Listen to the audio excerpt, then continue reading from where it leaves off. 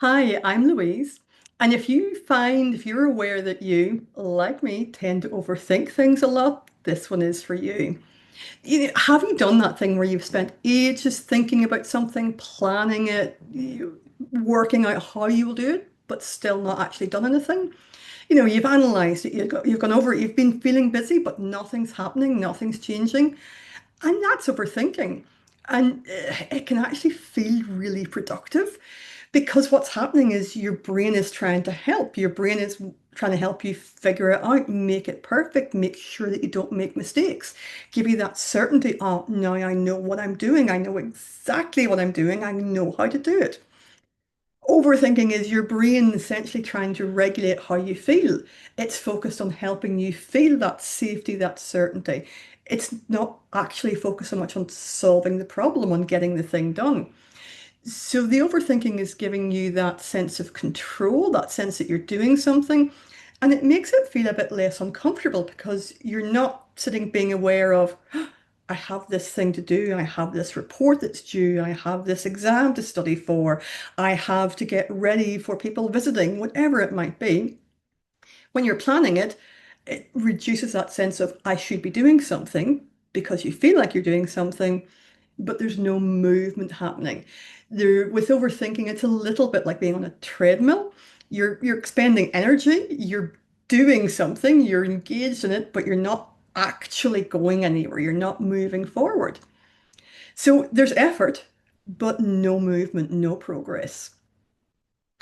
And the issue, of course, well, I shouldn't say of course, the issue is that there's nothing wrong with you. This is not like, oh my God, there's something wrong with me. I always do this overthinking. It's simply that your brain has learned thinking is safer than doing. When I'm thinking about it, when I'm planning it, when I'm working out how to do it perfectly, I'm not at risk of making a mistake. It feels like you're setting yourself up for success. And actually, you're getting stuck. And this is so relevant for, if like me, you're an ADHDer, we're great at this thinking and looping and analyzing and starting but not starting. Also, of course, anxious brains, perfectionists. For all of us, we've learned that thinking feels like progress. It feels like we're doing something, but it's quietly keeping us stuck. And instead of trying to, let's just stop this completely, because that's just not realistic, the goal instead here is how do we just gently step off this treadmill? We're not trying to clear our minds. We're not trying to be perfectly ready. We're instead scaling it back. We're moving from thinking to action. And importantly, moving from thinking to tiny action, to small actions, to one of my favorite small steps matters. And this is where I will often talk with clients about my other favorite, 5 minutes matters. So this is where we're not waiting for the full plan for every step. We're definitely not waiting for motivation because motivation comes from doing. Motivation happens when we get started. This is something we often get quite back to front on, the idea that, oh, I will be motivated. I don't know about you, but I'm not sure that I've ever been motivated to sit down and do the spreadsheet that I need to do for my accounts. I'm not sure I've ever been struck with that motivation of this is a great time to do my taxes. I Not many people will necessarily be motivated to go and clean the kitchen unless that's actually because they're procrastinating doing something else. So we're not waiting for motivation to do the thing. We're not waiting for the full plan, for the foolproof, fail-proof plan. We're going to take one small step. We're going to use the idea of 5 minutes matters. Pick one thing you've been thinking about. It might be a report, a letter, study, a difficult phone call or conversation, a really boring thing like laundry or cleaning the kitchen.